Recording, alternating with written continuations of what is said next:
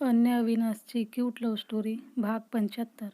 तर मित्र आणि मैत्रिणींनो, तुम्ही जर आमच्या चॅनलवर नवीन असाल तर चॅनलला सबस्क्राईब करा आणि बेल आयकॉन प्रेस करा, जेणेकरून तुम्हाला प्रत्येक व्हिडिओची नोटिफिकेशन मिळत राहील. मागील भागात तुझ्यावर मी अन्याय केला हा मनात एकच विचार फिरत होता. खरंच मी चुकलो, पण खरंच त्या मुलीच्या येण्याने आपल्यातील मतभेद संपले. आपलं हे गोकुळ पुन्हा आनंदाने एकत्र आलं. म्हणून मलाही असंच वाटत आहे की ती मुलगी आपल्या घरासाठी योग्य आहे. हो अविनाश, समीराने तुझ्या विरुद्ध खूप मोठं कारस्थान केलं होतं. तिने असं बोलून प्रीतीने आजींनी सांगितलेला संपूर्ण प्रसंग जसाच्या तसा अविनाशला सांगितला. हे ऐकताच अविनाश स्तब्ध झाला. त्याच्या चेहऱ्यावर विश्वास ठेवावा की नाही अशा भावनांचा खेळ सुरू झाला. क्षणात त्याच्या डोळ्यांसमोर समीराचे खोटेपणा बोलणं, तिचे कट करस्ताने फिरू लागले. त्याने रागाने आपल्या मुठी आवडल्या. तर आतापासून पुढे अविनाश, म्हणूनच आम्ही त्या मुलीला आमच्या घरची सून बनवायचं ठरवलं आहे. तिच्या आईवडिलांना आम्ही शब्दही दिला आहे, कारण ती मुलगी खूप चांगली आहे. तिने मागचा पुढचा काहीही विचार न करता फक्त माझ्यासाठी तिची नोकरी सोडली. तेव्हा आता तू नाही म्हणू नकोस, आजींनी ठाम आवाजात सांगितलं. हे ऐकताच अविनाशच्या मनात एक वेगळंच वादळ उमटलं. पटकन त्याच्या मनात अन्याचा विचार आला. तेव्हा त्याने खाली मान घातली व हळू आवाजात बोलू लागला. पण अन्या, तो थोडा थांबला. मनातलं दुःख गिळत, स्वतःला सावरत हळूच बोलला. माझं तिच्यावर खूप प्रेम आहे. त्याचे दुःख त्याच्या आवाजातून स्पष्ट जाणवत होतं. आजी आणि प्रीतीने एकमेकींकडे पाहिलं. त्या काही बोलणार तोच मांटीने अविनाशच्या समोर एक पत्रिका ठेवली. पण अन्याचं तुझ्यावर अजिबात प्रेम नाही. अविनाश, जर असं असतं तर ती दुसऱ्या कोणासोबत लग्न करत नसती, प्रीती शांत स्वरात बोलली. अविनाशच्या नजरेत प्रश्नच प्रश्न होते. त्याने थरथरत्या हातांनी पत्रिका उचलली व डोळ्यांसमोर मोठ्या अक्षरात लिहिलेली 2 नावे दिसली. रिंग सेरेमनी, अन्या अँड अवी.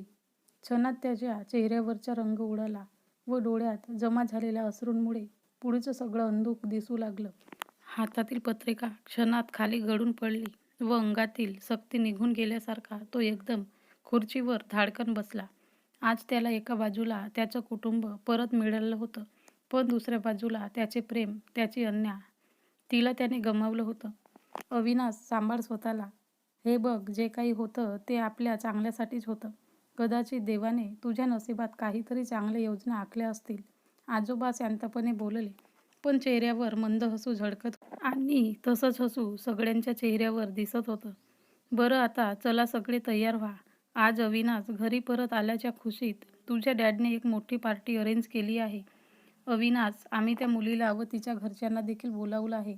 हे बघ, आम्ही काही तुझ्यावर जबरदस्ती करणार नाही, पण माझं असं मत आहे की तू तिला एकदा भेट, तिच्याशी बोल आणि जर तुला ती आवडली तरच तुझा होकार दे. नाहीतर मी त्यांना समजावून सांगतो. तसं ती माणसे खूप चांगली आहेत. आजोबा अविनाशच्या खांद्यावर हात ठेवून शांतपणे बोलले. अविनाश, आजच्या पार्टीसाठी तू हा सूट घाल. मी खास तुझ्यासाठी तयार करून घेतला आहे.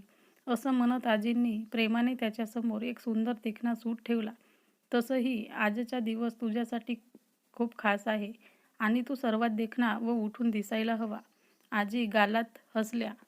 गडद निळ्या रंगाचा रॉयल लुक असलेला तो सूट व त्यावर सोन्याच्या काठाची नक्षी असलेला तो कोट खूपच उठून दिसत होता. अविनाशने तो हातात घेतला व बघतच राहिला. त्याच्या प्रत्येक घडीवर शिवणीत आजींचे प्रेम जाणवत होते. सूट घालून तो आरशासमोर उभा राहिला. आरशात स्वतःचा प्रतिबिंब पाहून तो काही क्षण स्तब्ध झाला. खरंच तो एखाद्या राजकुमारासारखा दिसत होता. पण त्या राजकुमाराच्या डोळ्यात मात्र एक वेगळीच झळत, वेगळीच सल जाणवत होती. ती म्हणजे त्याच्या राजकुमारीच्या आठवणींची. वाह अविनाश, तू किती सुंदर दिसतोयस. अगदी एखाद्या राजकुमारासारखा. पण काहीतरी कमी वाटतंय. हो, या राजकुमाराच्या चेहऱ्यावरची स्माईल. मॉन्टी अविनाशच्या रूममध्ये येतच हसऱ्या सुरात म्हणाला. अविनाशने त्याच्यावर फक्त एक कटाक्ष टाकला.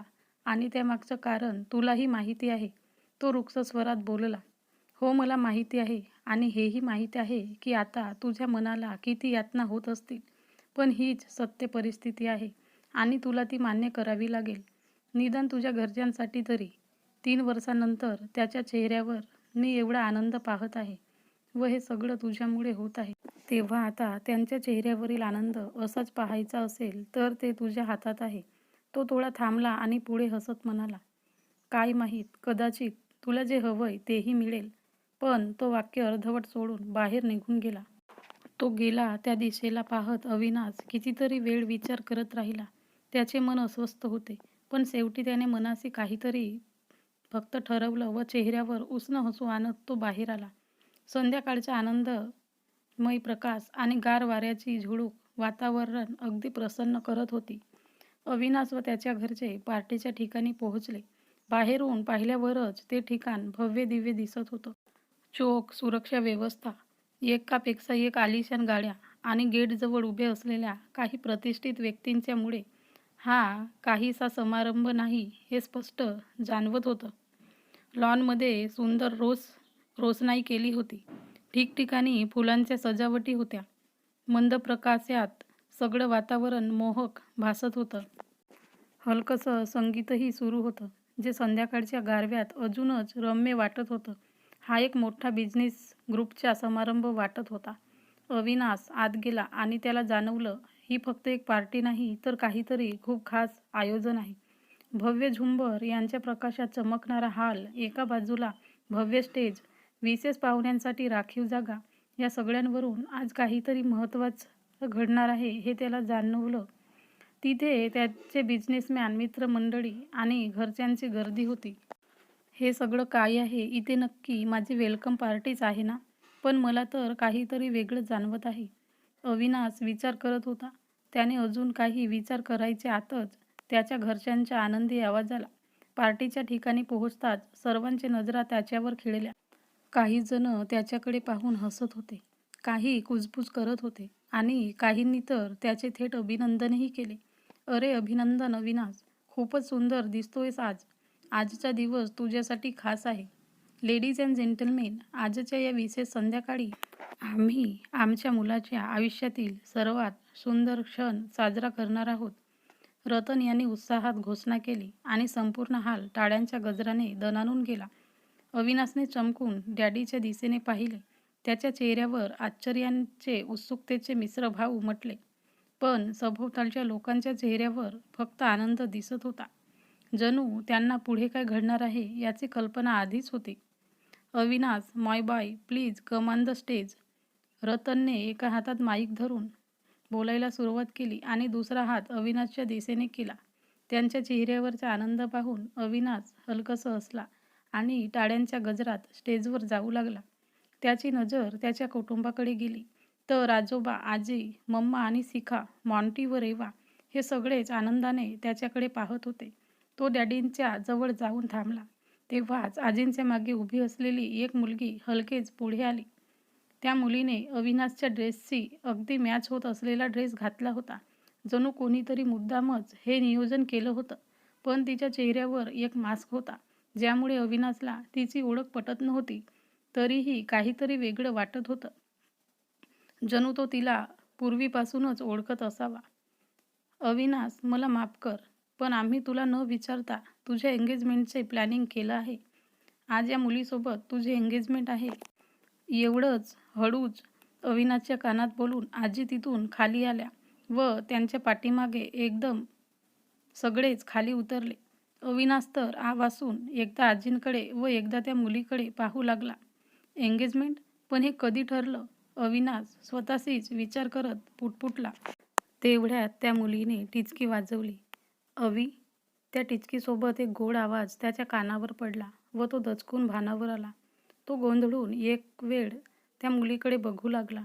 तिने तोंडावर मास्क लावलेला, पण तिचे डोळे ते त्याला ओळखीचे वाटत होते. त्याचवेळी त्याला त्याची व अन्याची पहिली भेट आठवली. तोही असाच तिला भेटला होता, चेहऱ्यावर मास्क लावून आणि आपली ओळख लपवून. अविनाशच्या मनात असंख्य प्रश्न निर्माण होत होते. स्टेजवर उभ्या असलेल्या त्या मुलीने पुन्हा एकदा हलकेच टिचकी वाजवली आणि मंद आवाजात हाक मारली, अवी. क्षणभर त्याला आपल्या कानावर विश्वासच बसला नाही. अवी. तो गोंधळून तिच्याकडे बघत स्वतःशीच पुटपुटला. त्याच्या हृदयाची धडधड वेगाने वाढली. तो हळूहळू तिच्या दिशेने पुढे गेला.